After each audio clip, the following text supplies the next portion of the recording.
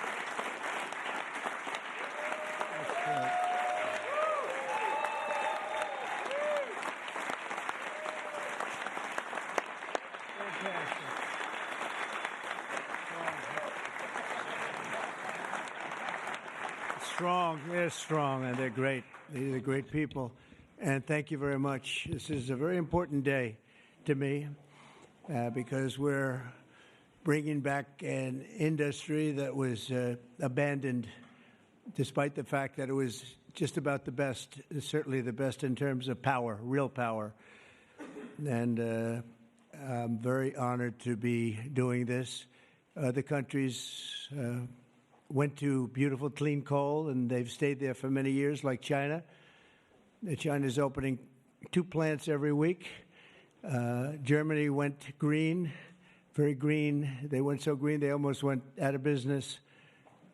Germany was finished. They went to wind. The wind wasn't blowing too much. And they went to all sorts of other things. You know, the Green New Scam hit Germany too. And guess what? Now they're back to coal. They're opening up coal plants all over Germany. We're the ones that aren't doing it. I call it beautiful, clean coal. I told my people never use the word coal unless you put beautiful, clean before it. Right, Doc? So we call it beautiful, clean coal. Beautiful, clean coal. So today, thank you. Today we're taking historic action to help American workers, miners, families, and consumers. We're ending Joe Biden's war on beautiful, clean coal once and for all. And it wasn't just Biden, it was Obama, and there were others. But we're doing the exact opposite. And all those plants that have been closed are going to be opened. If they're modern enough, or they'll be ripped down and brand new ones will be built. We're going to put the miners back to work. And I said I was going to do this. And I've said it loud and clear. And it's time to do it, and we need it. And I look at these people behind me. I don't want to have any arm wrestling contests with any of them, but they've had a little more practice with the lifting things, I will say. But they are great people, and I know them indirectly for a long. That includes you guys for a long time, and they're great people, and with great families, and come from areas of the country that we love and we really respect. And I want to thank Secretary Doug Burgum for doing such an incredible job. From the day I met him, I knew I wanted to have him in my cabinet. He took a shot at running, and he was so good and so solid that he made no news, and that was good. But I saw him, and I saw his beautiful wife, Catherine, and I said that they're going to be a team. They are a great team, and they're going to be working for this country someday. And one of the first people I called after I won. So thank you very much. And along with the Energy Secretary, Chris Wright, and I was going to make Doug actually the Energy Secretary. And he said, sir, you have one person who's much better than me at this, Chris Wright. I said, who the hell is Chris Wright? I have no idea who he is. And then I learned that he's the most respected person in the energy business by far, far and away. For Doug to say that Doug's got a big ego, it was very tough for him to say that. Catherine was there, right? Catherine, you said, wow, I've never heard that before. But Chris, you guys are fantastic. Stand up, all three of you, please stand up.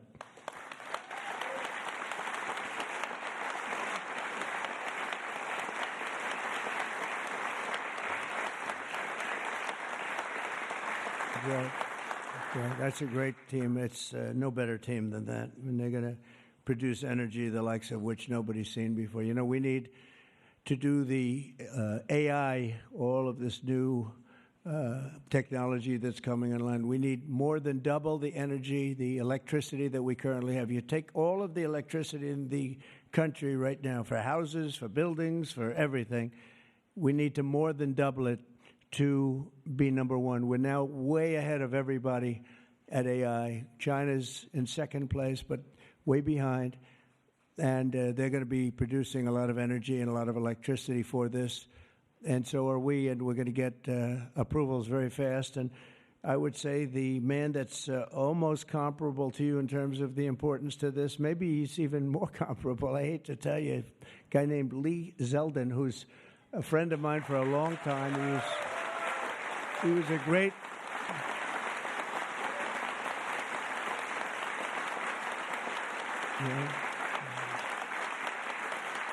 Lee was a great lawyer, and he ran for office, and he won immediately. I gave him a very important endorsement. He won for Congress in an area that was unwinnable. He couldn't have, they were all saying, why is he wasting his time? That's Democrat territory. And I liked Lee and knew Lee, and he ended up winning a seat in a massive upset. Nobody knew what happened, actually, and then he was there for a long time. How many years were you there? 8 years. Was very popular, and then he almost ran. He almost won the governorship of New York, which is lost by a few points, which was an amazing run. And I said, we got to get you in with us in some form, and we did. And he's head of the environmental agency, EPA, and doing a great job. And I said, if we have a nuclear power plant, Lee, can you get it approved in less than a month? He said, what? He said, I'll do it faster. And by the way, he'll do a fast job, but he's going to do also a great job. It's going to be an important job. We don't even smile about it, but, you know, I've been involved in the approval process for a long time, having been in real estate. And you go years and years and years for absolutely nothing. And even in those days, I used to say, you know, this whole thing could have been approved in a week or 2 weeks or 3 weeks, and it would have been just as good. But they'd take you down the path, and you'd spend years waiting, and then sometimes you get rejected. I wasn't rejected too much. I was the king of zoning. I did well, but it was such nonsense. It was so terrible. The process was so terrible. But this is the big leagues now, and he's the head person in the whole country, and I appreciate it, and I appreciate you doing it. And already they're respecting you very greatly. So thank you very much, Lee. Great job.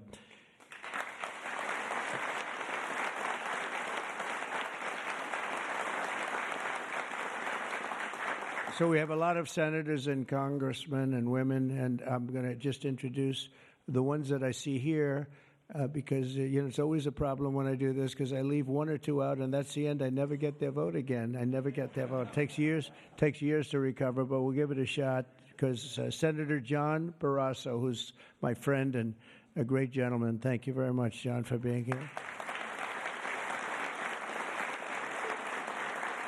Thank you, John. Cynthia Lummis, fantastic woman who believes like I do, and she believes like I do in these people, right? She believes in them maybe even more than I do. That's pretty good from day one. Thank you, Cynthia. You're doing a fantastic job. Kevin Kramer, my friend. Where is Kevin?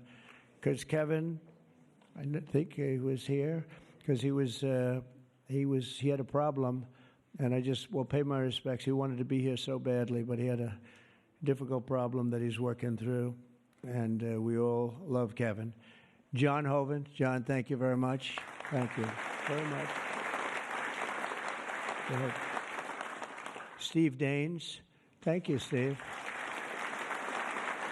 And Steve is a picker of great candidates, like he picked a guy named Tim Sheehy, who's here. Where's Tim? Where is Tim? Thank you, Tim. And Tim Sheehy has turned out to be a wonderful senator, and that was your pick. And we went with it, and you were right. And we have a great one in Tim. So thank you, Tim, and thank you, Steve. Shelley Moore Capito. Shelley, thank you very much. West Virginia. From West Virginia, she has to like, you have no choice. Even if you didn't like it, you have to like all, right?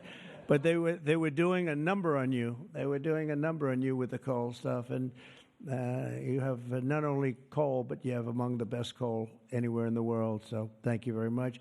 A friend of mine for a long time, I'm the one that got him to change his religion in a sense. He changed the party. He went from a Democrat. I said, Jim, you're not a Democrat. But he changed to Republican. He's one of the most popular Republicans and one of the most popular political leaders in the country, Jim Justice. I call him Big Jim. Big Jim Justice. Good. You look good, Jim. And he was in the business. And so am I doing the right thing? You would know better than anybody in this room. Am I doing the right thing, Jim? Huh? I think so, right? Thank you very much, Jim. Cindy Hyde Smith. Cindy, thank you, hon. Very good. Good job. People are going to be happy. And all friends of mine. Mike Lee. Mike, thank you very much. We have a lot of people from Congress, congressmen and women, representatives. Morgan Griffith. Morgan, thank you. Thank you very much. Bruce Westerman. Bruce, thank you, Bruce. Bob Latta. Bob Latta. Thank you, Bob. Good job. Troy Balderson. Troy, haven't seen you in a long time. Since that early race, I endorsed him before anyone knew who he was, and he ended up winning. That was another surprise, right? That was a long time ago. Yep, you're doing a great job. Thank you very much, Troy. Carol Miller. Carol, thank you. Carol, West Virginia. Riley Moore.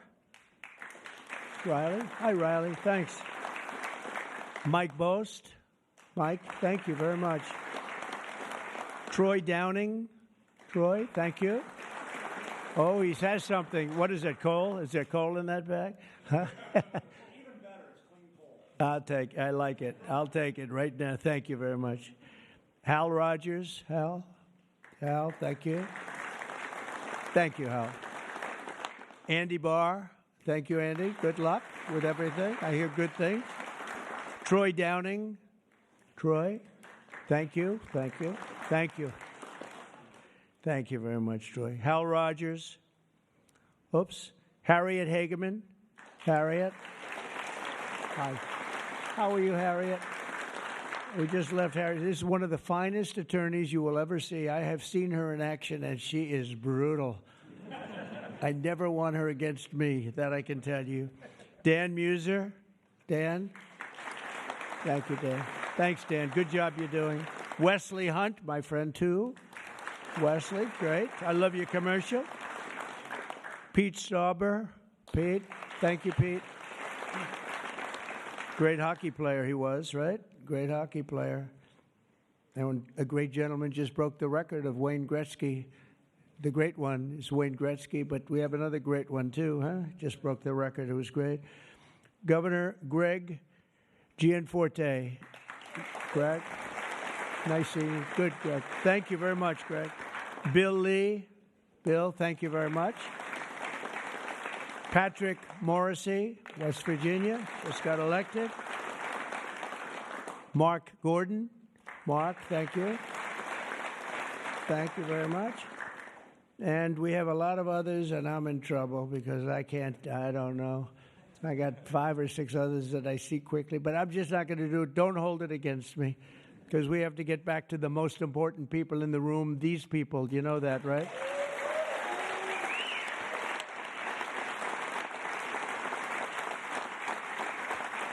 So the energy workers and the coal miners in the area that I'm standing on, and that's a lot of weight on this platform, so I don't know what's going to happen.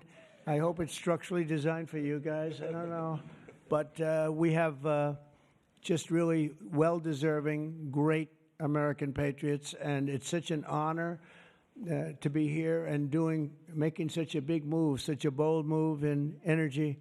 Because, for years, people would just bemoan this industry and decimate the industry for absolutely no reason, because with modern technology and all of the other things that we do, it's one of the great forms of energy. That's why other countries, leading countries, are using it, some exclusively.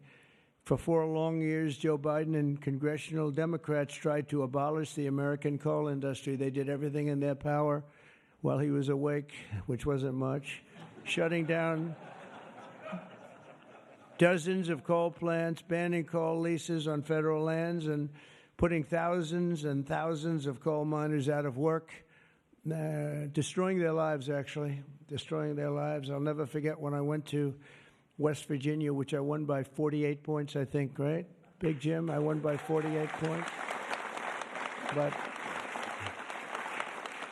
in the first campaign where Hillary Clinton was about 4 states too early, and she was talking about how bad coal was and how they were going to teach coal miners how to make widgets and gadgets and technology, which they didn't want to do. They want to mine. One thing I learned about the coal miners, that's what they want to do. You could give them a penthouse on Fifth Avenue and a different kind of a job, and they'd be unhappy. They want to mine coal. That's what they love to do. And she was going to put them in a high-tech industry where you make little cell phones and things. I don't know. Do you think he'd be good at that? I don't know. I would be. You don't want to be. And she was brutal about 3 weeks before, but then she had a problem. She went to West Virginia looking for votes, and that was a bad situation. You remember that? And there was a coal miner around the table with his family, and he was in tears because of what they had done to him and his family. And I hope he's still around, but that man made quite an impression on the world and the public. And we ended up winning in a great election, but we ended up winning by a lot. The Democrats' Green New Scam killed jobs and sent prices soaring here in America. But meanwhile, China opened 2 coal plants every single week, and other countries likewise went very strongly back into coal. Some of them never got off. Those are the ones that didn't have the problems. The Biden energy policy was to put America last. We want to be last. We got to be last. Not a good policy. Under my administration, we're putting America first. It's very simple. America's always going to be first. On my first day in office, I terminated the Green New Scam. I declared the national energy emergency and withdrew from the unfair, one-sided, and extremely costly to the United States only Paris Climate Accord.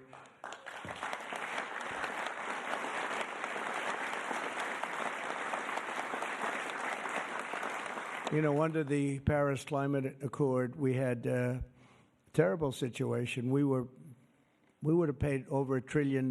Think of it, over $1 trillion. And Russia was paying almost nothing. Russia had a 1992 standard. China was paying nothing. China didn't kick in until 2035. This was 5 years ago. So they didn't kick in for many years. India had no standard whatsoever. But we had the highest standard you could imagine. We had to start paying from day one, and we had to pay lots of money. We paid for everything. So I was not a big fan of the Paris Accord, and I let it be known, and I got out of it early. Then they went back into it, and now we get back out of it. And hopefully we can be there for a long time, okay? A long time, because it was a scam to take money away from the United States and actually hurt us very badly with coal and with other things. Now, under the executive order that I will sign in a few moments, we're slashing unnecessary regulations that targeted the beautiful clean coal. We will rapidly expedite leases for coal mining on federal lands, and these 2 gentlemen are going to do a real job of it. You've already started. And we'll streamline permitting. We will end the government bias against coal, and we're going to unlock the sweeping authorities of Defense Production Act, the Defense Production Act, to turbocharge coal mining in America. They made it impossible. You actually, I know a friend of mine has a plant. He said, you know, it's a shame. I'm ripping it down and I'm replacing it with another form of energy. I won't tell you because it's also very good, but it's not as powerful as this. He said, you know, the plant I'm building, the new plant, is literally half as good. It's no less, you know, it's not probably even as good environmentally, but he said it produced half the power for more money, much more money. It'll never compete with that beautiful plant I have down the road, which was really a modernized coal plant. Well, he'll be happy to know that he can open that plant up very quickly, and it's going to produce a lot. But he was complaining. He said, this is so much better. He wasn't doing that as politicking me. He was doing that because That's what he felt. And he knew every form of energy. We talked about that. He knew every form of energy. But our government is going to do something that's very different. And I don't think even you two know about this. This was my idea from about 15 minutes before I got up here. We're going to guarantee that we have a strong business for many years to come, that your coal companies and your miners don't get all excited about their jobs, and then should a radical left liberal become president, they end the business right away, and somebody's built a plant and spent hundreds of millions of dollars in building a plant, and the plant is going to be closed because a Democrat got in or a liberal got in. They're opposed to coal, and Republicans are very much for it. Clean coal. And we're going to give a guarantee that the business will not be terminated by the ups and downs of the world of politics. So should somebody come in to this very important office and say, oh, well, you spent hundreds of millions of dollars and you guys have given up your life because you want to be in coal, and then all of a sudden you don't have a life anymore because it's what you know the best. That's not going to happen. We're going to give a guarantee that it's not going to happen, so that if somebody comes in, they cannot change it at a whim. They cannot just going to go. They're going to have to go through hell to close you up. All right, so that's pretty good. We're going to give that in the form of a guarantee that we're writing on right now structurally and from a legal standpoint. So your investments are going to also be protected.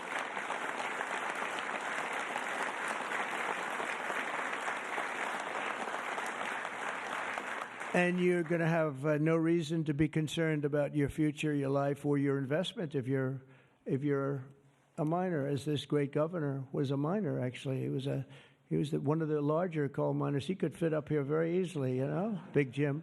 But he was a great success. But they were very, very tough on him, and he did a beautiful job with a beautiful product.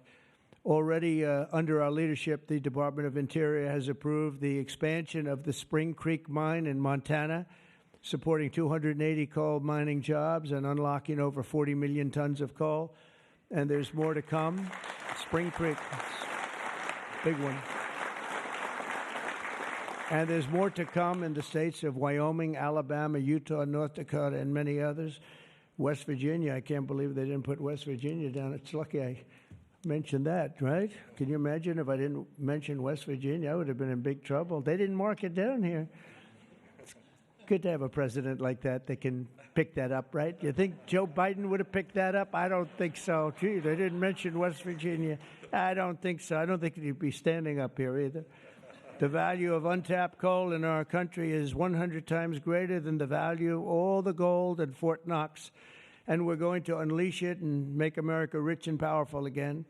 Under this order, I'm also directing Secretary Wright to use billions of dollars in federal funding to invest in the next generation of coal technology, which is an amazing technology in terms of getting the full potential of coal and also doing it a very clean, environmental way.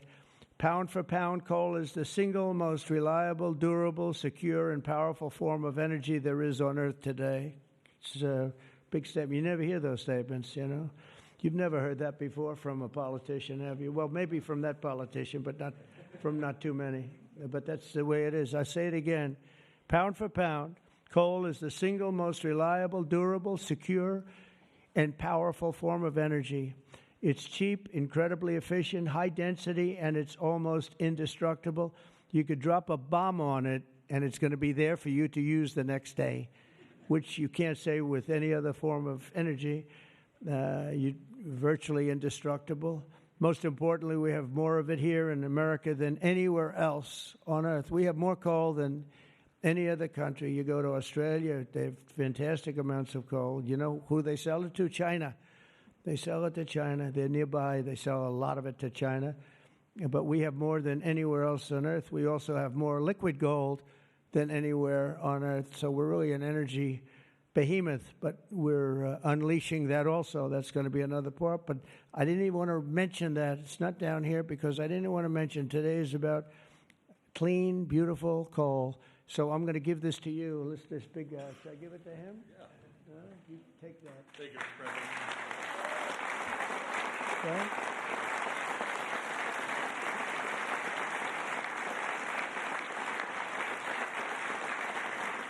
For example, we believe it's possible to extract enormous amounts of critical minerals and rare earths, which you know we need for technology and high technology in the process of coal mining, making in America the mineral superpower of the world, actually. In addition, I'm instructing the Department of Justice to identify and fight every single unconstitutional state or local regulation that's putting our coal miners out of business, and we are withdrawing all of those objections from our government today. It's all being withdrawn. So all of you people that have been fighting for your lives, we are withdrawing all of that today. We have excellent lawyers, excellent. Have you noticed that lots of law firms have been signing up with Trump? $100 million, another $100 million for damages that they've done. But they give you $100 million, and then they announce that. But we have done nothing wrong, and I agree, they've done nothing wrong. But what the hell? They give me a lot of money, considering they've done nothing wrong. And we'll use some of those people, some of those great firms. They are great firms too. They just had a bad moment, but we're going to use some of those firms to work with you on your leasing and your other things, and they'll do a great job. I think they're going to do a fantastic job. And for those of you that want to know the tariffs, you've been hearing about tariffs, we're taking in almost $2 billion a day in tariffs. $2 billion a day. And we're doing very well.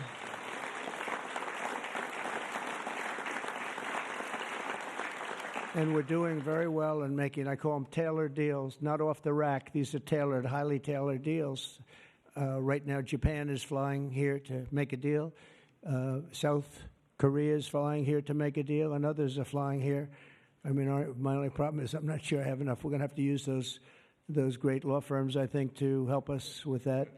But we're going to probably do that, actually. We're going to use them, and we're getting them for the right price because we need a lot of talent. We have a lot of countries coming in. They want to make deals. If I told them about making those deals 2 years ago or 3 years ago or 5 years ago, they'd be laughing at us. Now they're all signing up. Mike, you know that. So it's going to be a great thing. But we're think of that, $2 billion a day. That's a lot of money. That's a lot of money even in the coal business, isn't it? Huh? It's a lot of money. And America's going to be very rich again very soon. You're going to see that happening. You see it all along. And it's so that whole situation that, it was somewhat explosive. But if we didn't do that, we wouldn't be talking the way we're talking right now. It's been amazing what's happened. Sometimes you have to mix it up a little bit, but we've had great consideration. We've had talks with many, many countries, over 70. They all want to come in. Our problem is can't see that many that fast. But we don't have to because, as you know, the tariffs are on, and the money is pouring in at a level that we've never seen before. And it's going to be great for us. It's going to be great for other countries. We've been ripped off and abused by countries for many years with the tariff situation. They've used tariffs against us. We didn't use tariffs against them or in any way. I mean, we just didn't use them of any monumental proportion. And so we are doing it now. We have tariffs on cars. We have tariffs on lumber, tariffs on steel and aluminum. Steel plants are going up because of it all over the country. We have 25% tariffs on steel and aluminum. And I think the steel workers like me even more than the coal miners like me. I'm pretty sure that that's true. We have, instead of having no steel business, I put them on originally in my first term. We wouldn't have had one steel mill in the United States if I didn't do that. And now we upped it, and we not only are we taking in a lot of money, but we're protecting our workers, our steel workers. We're protecting our steel industry.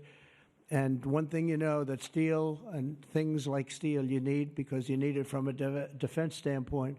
You need steel for your tanks and your planes and your everything. And certain industries you can get away with not having, but others you need, and steel is one you need. So I want to let you know that's in full force and effect.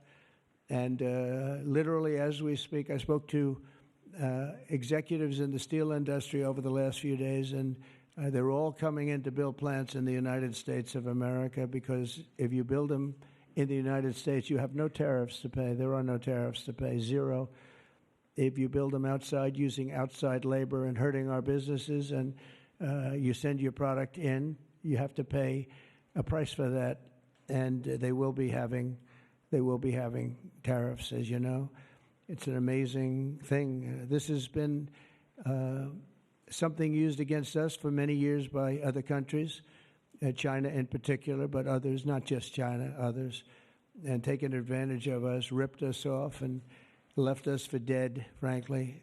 And I believe if I didn't become your president, I believe that this country would have had problems like they've never had before, because it was serious damage in so many other ways, not only the border, where people came rushing into our country from prisons and jails and mental institutions, murderers, drug dealers, and some vicious criminals. 11,088 murderers came into our country. We have to get them out. We're getting them out. 11,088. Of that number, half committed murder on more than two people. And this is what they allowed into our country with their open border policy of lunacy. And we're taking care of that, just like we're taking care of you today. We're taking care of that. I want to thank Kristi Noem and Tom Homan for doing an unbelievable job. The whole thing is, the job they're doing is incredible. It's really an unforced error. It should have never happened, that we have to be spending such time and resources, Mr. Senator, right, on getting people out of our country that shouldn't be here. I mean, literally from mental institutions, insane asylums were opened up and emptied into our country. Prisons from all over the world, not just South America, prisons from, think of this, from Africa, the Congo, a lot of people from the Congo, prisons in the Congo, prisons from Asia, from all over, were opened up. And I knew that when I heard it was an open border policy. I said, if you do that, every country is going to be dumping people that they don't want into our country. And that's what's happened, but we're cleaning it out. And the courts, we had a good decision, as you know, from the Supreme Court, allowing us to do that. We have judges that didn't want us to do it. We have judges that wanted the very evil gang members from Trendy, Iroquois, and MS-13. They didn't want them taken out of the country and put in very powerful prisons. When you look, you've all seen those clips, pretty amazing clips. But I want to thank El Salvador. They've done an incredible job. But we've been fortunately winning those cases. But we have judges that are out of control that say, oh, bring them back, bring them back. We don't want them back. We don't want them back. Can you imagine? You spend all of that time, energy, and money on getting them out, and then you have a judge that sits there, a local judge who sits there, federal judges, sit there and says, no, bring them back. One was brought back, or they want to bring him back because he wasn't a member of Tren de Aragua. He was a member of MS-13, which is just as bad. So they misidentified him, but it sounds to me like he was a member of MS-13, so they want him brought back because he wasn't treated properly. It's we got to be smart. Our country's got to get a lot smarter than it is, but we have to give the people that are empowered to do this kind of work, and it's not pleasant work. We have to give them the option of making our country great again, and that's what they're doing, and I have great respect for those people. And they're doing it out of love. They could get a much easier job. They're doing it out of love for our country. It's so important, just like I'm doing this with coal today for love for our country. Earlier this afternoon, I signed another executive order to strengthen our electric grid by ensuring that coal-fired power plants are always available to meet surging demand for electricity. Unlike wind and solar, coal plants can run 24 hours a day in rain, sleet, or snow, and you will not be subject to the incredible blackout situation that's taking place in California, where they have blackouts all the time. It's an amazing thing with California. They have blackouts and brownouts at levels that nobody's ever seen before. And all they want to do is keep going the way they're going. And they're doing a very poor job. As you probably heard, I released billions of gallons of water going in from upstate California, from the most northern parts of California. Probably comes in from Canada to a certain extent. Thank you very much, Canada. We appreciate it.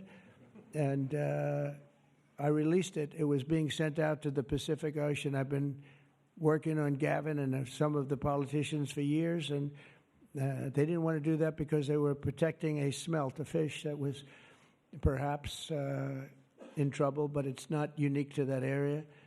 And because of that, you had numbers, you had fires. Nobody's ever seen anything like what happened. Think of what it would have been like if you had fire hydrants that had water in them, if you had sprinkler systems in houses. A lot of these luxury houses where they had beautiful sprinkler systems, there was no water. They had no water to put out the fires. Water is very good for putting out fires, you know. They just didn't learn it. But we now have millions of gallons, billions actually, they say, of gallons of water pouring into California from the Pacific Northwest, I guess they would say, mostly Pacific Northwest, but other parts of the northern sections of California and beyond. And it's a beautiful thing to see. I saw a picture of it this morning. The water's just flowing down there. I said, why didn't they do this? I told them to do it. My first term, I said, do it. And I don't know. I think the second term is just more powerful. They do it. When I say do it, they do it, right? And we actually had to do some pretty strong things to get them to open it up. They had, think of this, they had all that water pouring out right into the Pacific. They had a big valve, like a giant valve as big as this room, and they turned the valve. Takes one day to turn it, and they face it toward the Pacific Ocean, and the water, all that was coming down, all millions and millions of gallons coming down, they put it into the Pacific Ocean, which for the Pacific Ocean is like a drop of water. But for California, it would have been unbelievable. So we did it. I'm very proud of the fact that we did it. We did that against a lot of heat and a lot of environmental nonsense. From now on, we'll ensure that our nation's critically needed coal plants, as an example, remain online and fully operational. They're always going to be operational. And again, we're going to have guarantees that government cannot close them down, close you down, and destroy your lives. To that end, I'm also instructing Secretary Wright to save the Cholla coal plant in Arizona, big plant, which has been slated for destruction. We're going to keep those coal miners on the job. Going to tell them to just remain calm, because we're going to have that plant opening and burning the clean coal, beautiful clean coal, in a very short period of time. You know all about that, right?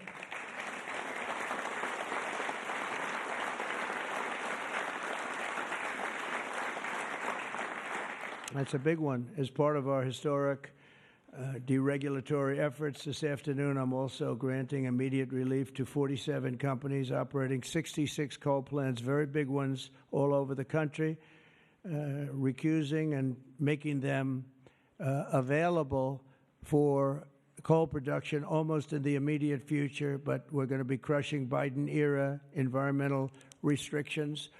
These are restrictions that made it impossible to do anything having to do, frankly, with energy, even beyond coal. It's really beyond even coal. We have clean air, we have clean water, and now we have clean coal. And at the same time, we're going to do other things and with other forms of technology and also energy, like our country has never really seen before and never been known to do before, because of all sorts of restrictions having to do with the Green New Scam, which, by the way, was devised by somebody that never even studied. You know that? They never even studied anything to do with the environment. It was a young congresswoman. She came up with the idea. And based on that, I guess we only have, well, actually, we should have all been gone, because they gave us only a few years left on Earth, right? Right, Greg? We were going to be gone. We're all going to be gone.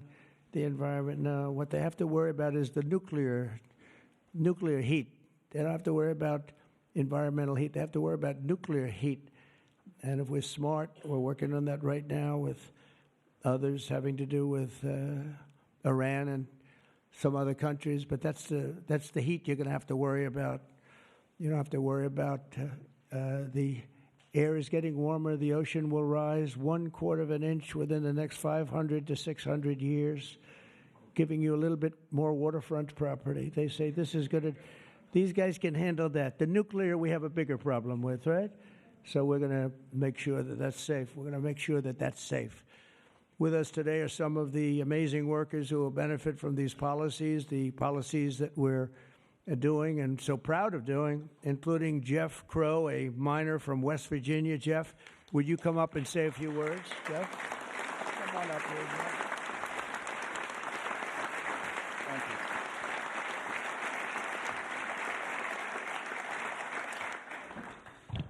you. Good afternoon, Mr. President. I want to first thank you for having me and my fellow miners here. It is an honor and a privilege to be a part of today's events. I believe this past November that America clearly spoke about what we wanted for our country. It is reassuring for Americans to have a president in office who will truly put the United States of America above all else. Thank you.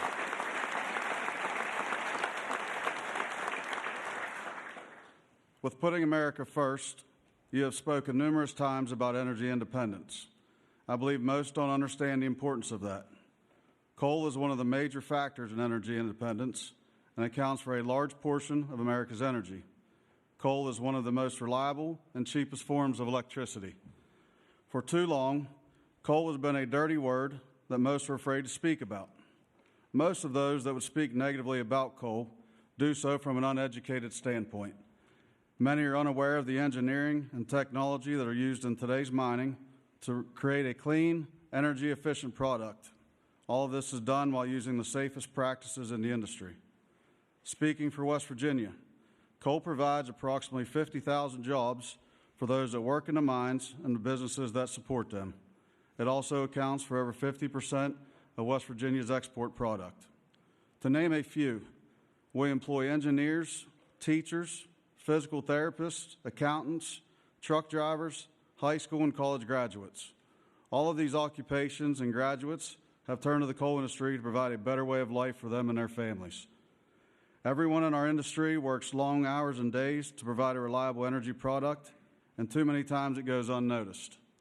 I've personally worked in the industry for 23 years. I choose to do this daily to provide my wife and children with the life that they deserve. Prior administrations have done all they could to eliminate the coal industry. Sorry, 1 second, I'm getting there. In my opinion, they have done so with an unethical and uneducated approach. But we are still strong, we are still here, and we are still needed in order to make America great again.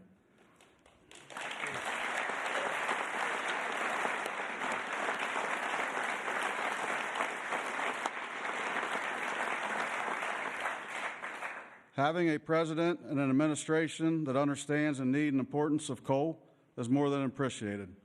It gives the industry a form of reassurance to know that we have a president in place that supports us. From my family to the over 3,000 employees of ACNR, and for the coal companies, miners, and businesses throughout our great country that rely on the coal industry, we say thank you for your continued support.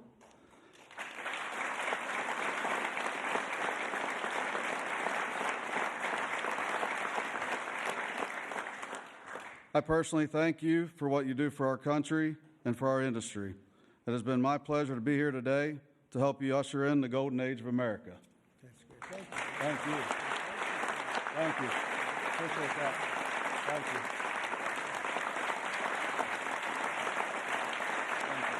Thanks, sir. Thank you.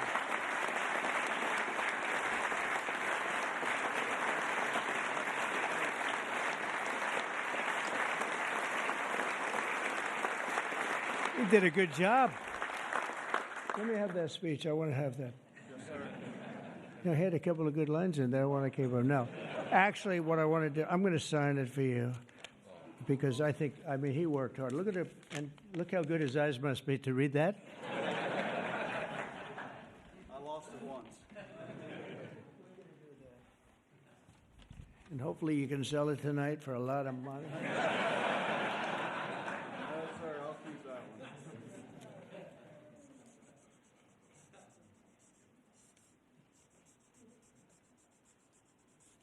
That's great. Thank you very much.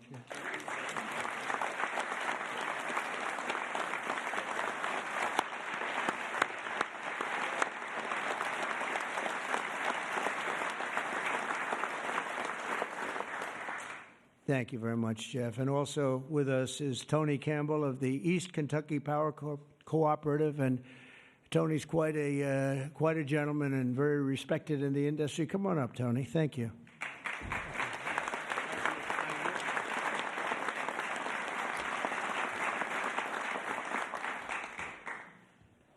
Mr. President, on behalf of East Kentucky Power Cooperative, the National Rural Electric Cooperative Association, and electric cooperatives across this America, thank you for your leadership to restore American energy dominance. Electric co-ops keep the lights on for 42 million Americans across 56% of the land mass. We are owned by the communities and businesses we serve and provide electricity to growing communities, new data centers, and manufacturing plants. Mr. President, electric co-ops are powering America, and we are proud to partner with you and your administration to power America into the future.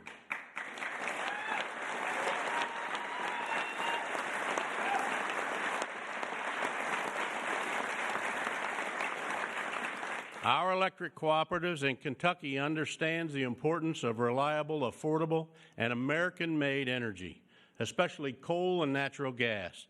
Coal fuels most of the electricity generated by our cooperative. America must keep coal plants open and running to ensure reliable electricity when we need it most. To meet growing demand over the next decade and ensure fuel security, America will need more always available electric generation power, such as coal. And we want to recognize the hardworking American men, women that support our mission. To all America's line workers, our coal miners, thank you for your dedicated service to our country.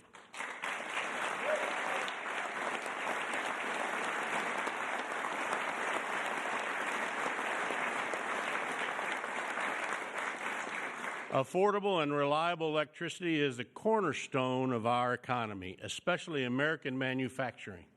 However, too many government leaders have pushed policies that have made our electric grid significantly less reliable and our energy too expensive.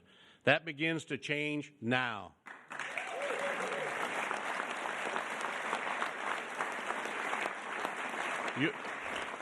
Your actions today will prevent the premature closing of essential power plants and help us meet tomorrow's energy needs. And they will help us continue to deliver reliable, safe, and affordable electricity. Mr. President, thank you in particular for providing immediate, much-needed relief from the Biden EPA regulations that would force the shutdown of critical coal units.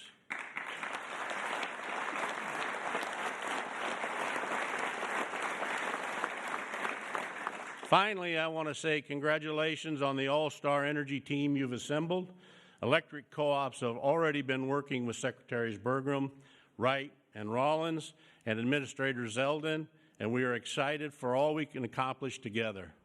Mr. President, thank you again for your actions today and for your support for the electric cooperatives as we work to keep the lights on in America.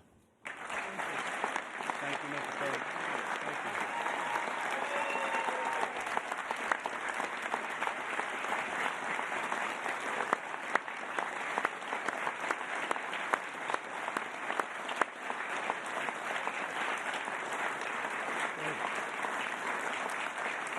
Thank you, Tony. Thank you very much, Tony. Appreciate it.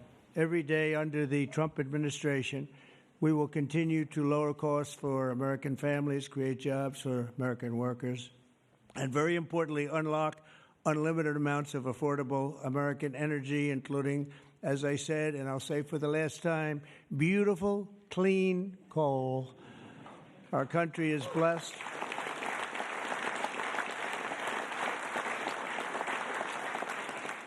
Our country is blessed with the most abundant natural resources on earth, as nobody has what we have. And we're going to use it, too. We're going to use it in a very responsible way Together, we're going to tap that magnificent potential to give our people the glorious future that they deserve, better than they've ever had in the past. I mean, they had a good future. A little, if you look 20 years ago, they thought they had a good future, and it was ripped away from them, torn away from them with nonsense. And we're not going to let that happen. This is going to be a glorious future for them. And I want to thank everybody for being here. And I want to thank you and you and you and that whole group and our senators, by the way, and our great congressmen and women for being here in such a large number, because you've been helping us make these decisions. These are big decisions, and this is a really big one. And this is one that's going to be, I think we're going to look back and with great pride at what we've done today, not just in putting people to work, but at really reawakening our country. And thank you very much, and thank you all for being here. Thank you very much. Thank you very much.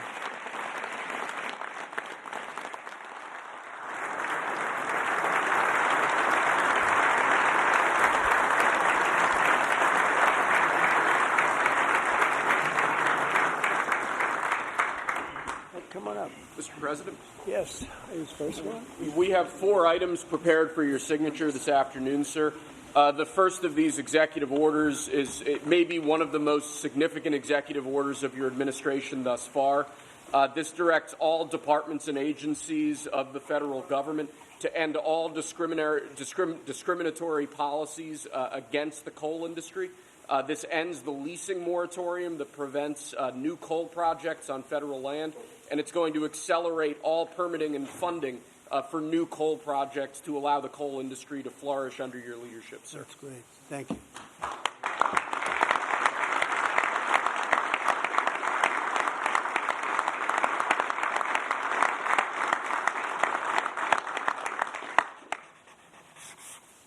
Okay.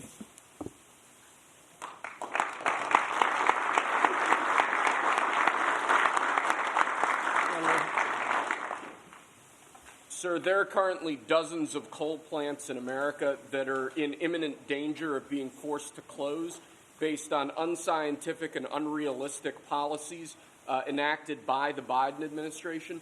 What we're going to do is essentially impose a moratorium on those policies taking effect to protect coal plants that are currently operating, to ensure that they're able to continue producing power and continue providing jobs to Americans in the coal industry. Great. Thank you very much.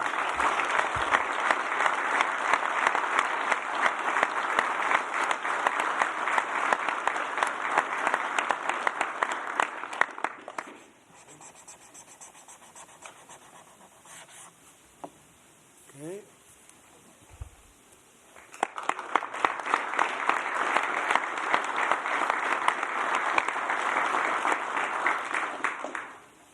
Sir, you've made grid reliability and security a key focus of this administration. This executive order is going to promote grid security and reliability by ensuring, in part, that our grid policies are focused on secure and effective energy production and energy transmission, as opposed to woke policies that discriminate against secure sources of power like coal and other fossil fuels.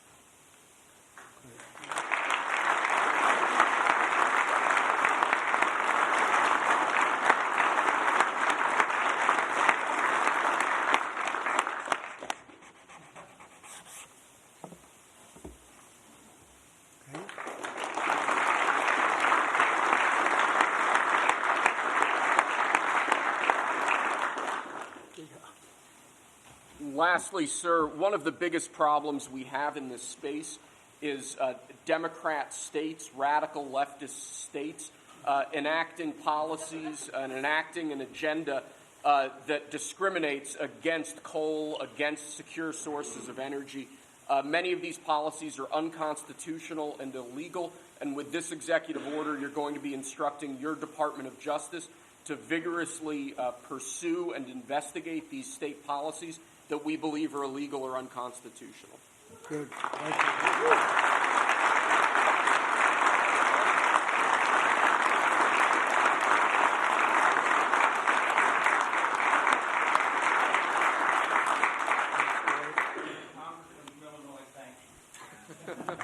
Thank you very much. Great job. He went to Harvard when Harvard was good.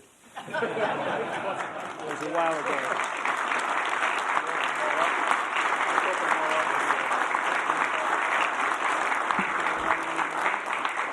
Let's hand these out to the guy. Republicans who are worried about tariffs, sir.